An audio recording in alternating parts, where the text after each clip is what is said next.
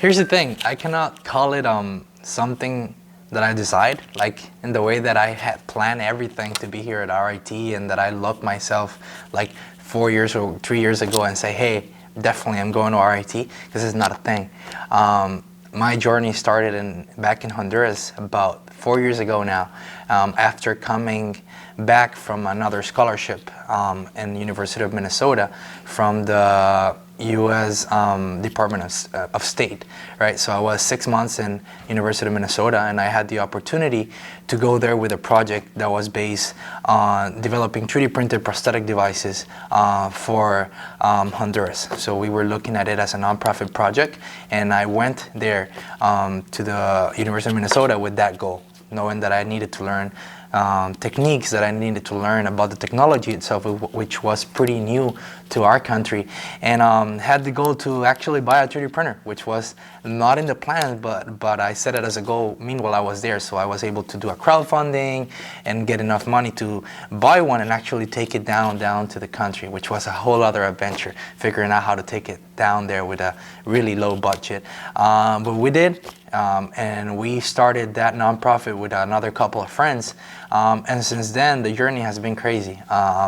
I was able to stay there one more year, and during that year we established a nonprofit organization that had the goal and has the goal up to this date to develop prosthetic devices for people, but beyond just developing a physical stuff, create relationships with people that have gone through a specific condition like losing a limb or have been born with that condition, and go beyond just giving something physical, but help them get back sometimes to the working force in our country, or just pretty much empower them to know that their condition is not something rare. It's just a condition like anybody else might have, like somebody that cannot, that need glasses, or have to speak ASL. I don't know. It's just different, but it doesn't make them weird. It just makes them unique.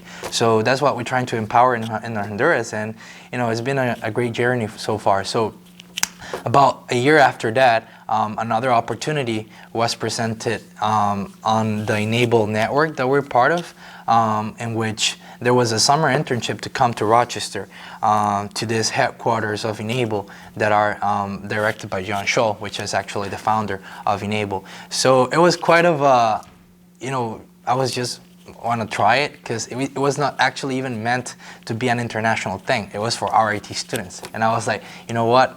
I don't care. I just apply. The worst thing that they can tell me is no, and I'm kind of used to that at that point.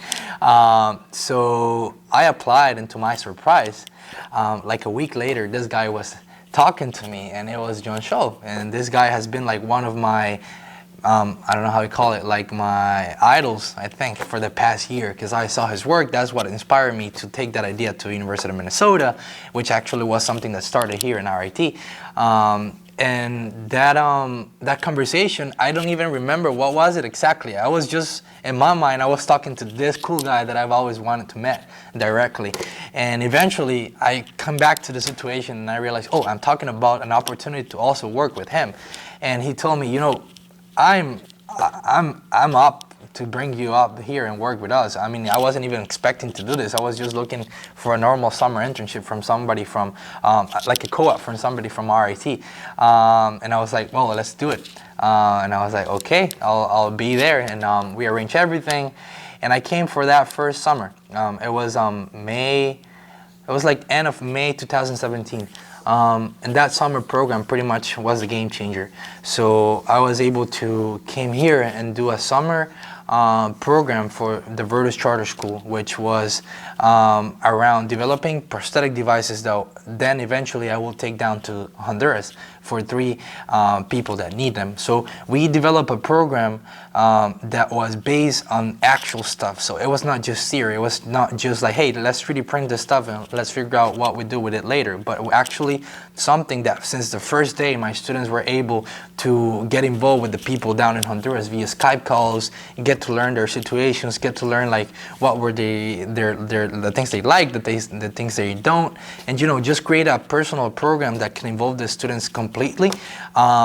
and really just make it something cool for them as well. So the program went really great. I had a great learning experience, and from that program, something happened in Honduras that actually I think made everything at some point. What I think was the dividing point. So there was a huge strike that year in Honduras, in which it was on the news like the week before I came to the U.S., to Rochester, to do this internship, and pretty much was saying that the school was gonna be on strike at least for a week, and we have been coming from a season of many different strikes, so it was something real. So my professors down there were telling me, hey, you're gonna lose the whole semester, because we don't take summer breaks, we just go through the whole year. We have 3 semesters. So they were telling me, hey, are you really gonna lose another semester? Because like 1 year ago, I was 6 months out from my other internship, and like that was not something normal. That's not something that usually is encouraged that much in my university. But my professors were looking at it like, hey, you're losing your time to graduate faster. And I was like, well, I don't know. I'm really up to this, and like since I tried it once, I want to do it again, right? So I told them, well, I don't care. I'll lose the summer semester. I'll just come back in spring and catch up. And to my surprise, 1 week after I was in the U.S., the school went on strike. So what was supposed to be the summer semester I missed ended up being a strike in Honduras that lasted about 4 months. So pretty much they lost the whole summer semester and also part of the spring semester. So here I was in the U.S., and I found myself with the situation that coming back to Honduras will mean that I couldn't go back to school. Therefore, my only other option, since UNA is a public university, is really cheap. I think we pay like $20 a year kind of thing. Right, it's pretty cheap, I know. My other option to continue my studies was to go to a private university, in which we're talking about real money that I couldn't afford, my parents neither. So that was one option, and I think what I considered at that time was, okay, I think I can figure it out. I can go back. I'll have to get a job to pay for myself, the university, to be able to keep studying.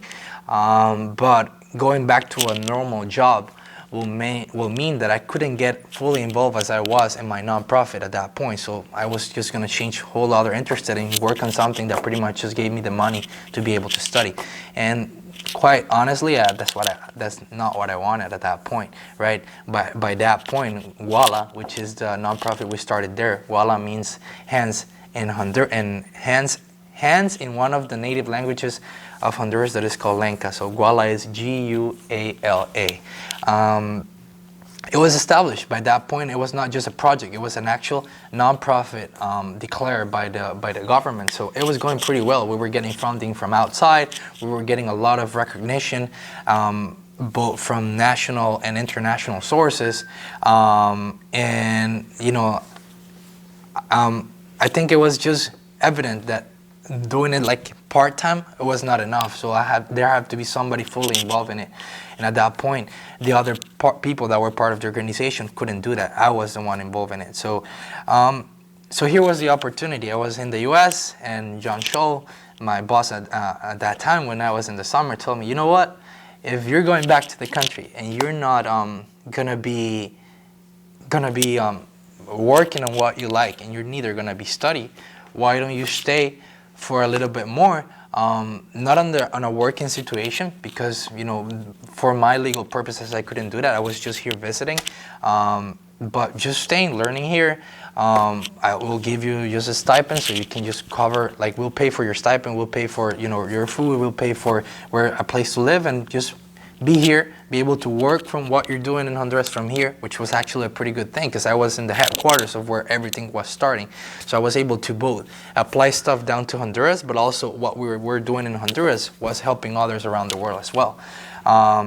So the point, it was like almost the end of the summer, and after figuring that out, that I was going to stay, they told me, well, you know, RIT is this cool university that they really engage in helping students like you that are like in an innovation, like entrepreneurship or technical stuff.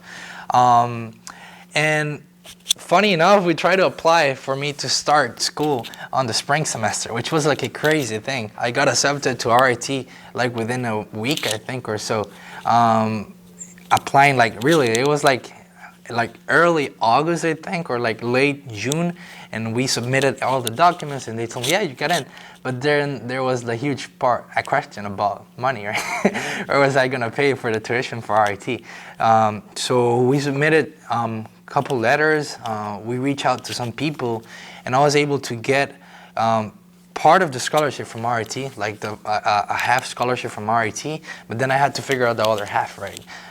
So to make the long story short, I couldn't get into RIT that semester for the spring. So it was just like too crazy, and it was not just about the money, but about some legal stuff also, that I had to go back to Honduras to get an actual visa to study and everything, right?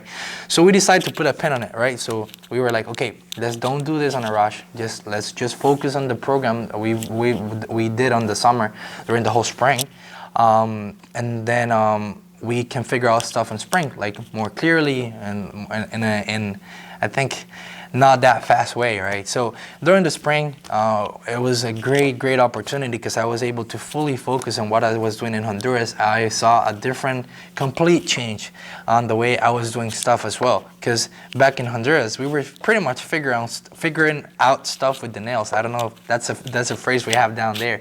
But I found myself here in a lab, which was the first time I actually got one. I had available resources. I had people that supported like the crazy ideas, which is the coolest thing ever, right?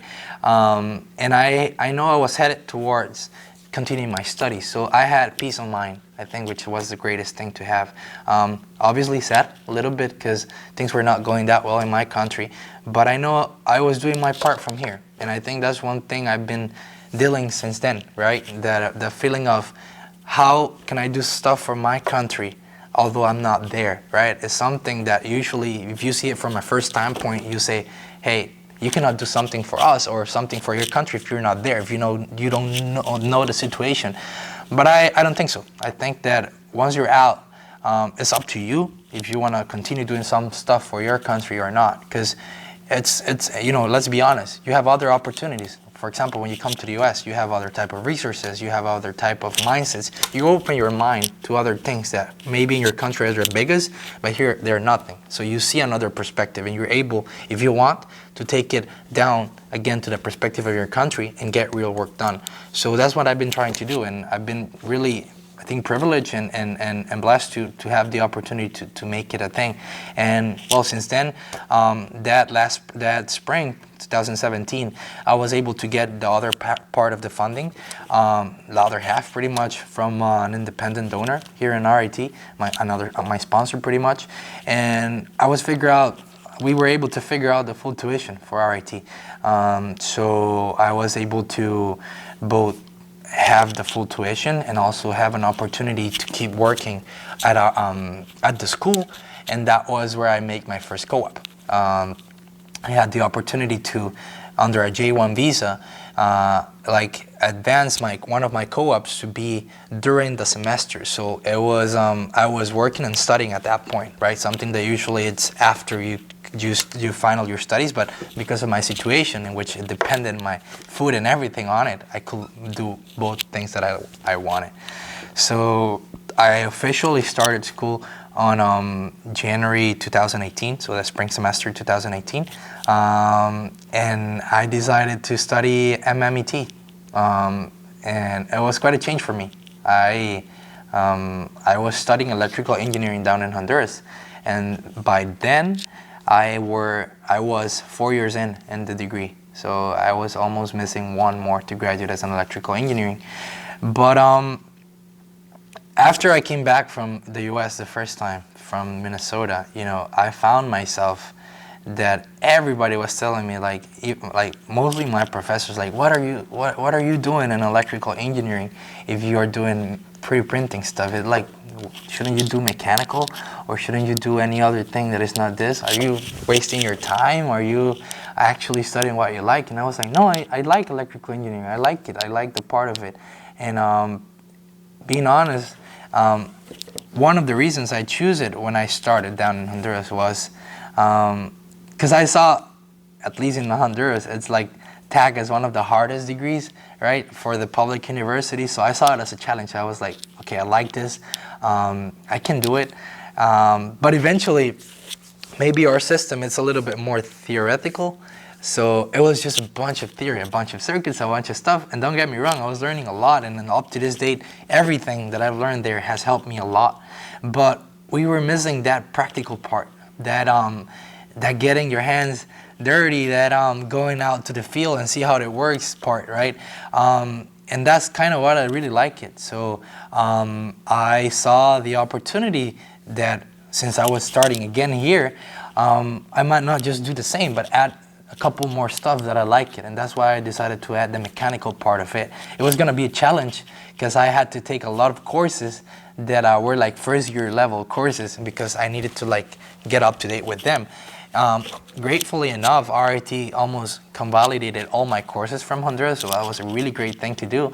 But I found myself with a curricula that was like crazy. I had like spots all over the place, right? So I had like this one course from the first year that everybody has taken and I didn't, right? So I think I just went to the basics and say, hey, you know, I'm choosing mechanical because I want to do, I want to be all over the place in what I'm learning, but even by being all over the place, I don't want to lose the focus on what I study.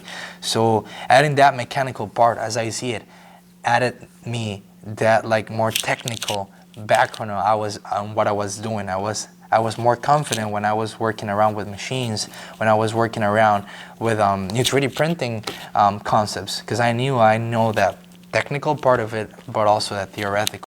So that's kind of how I got to RIT and how I got to MMET.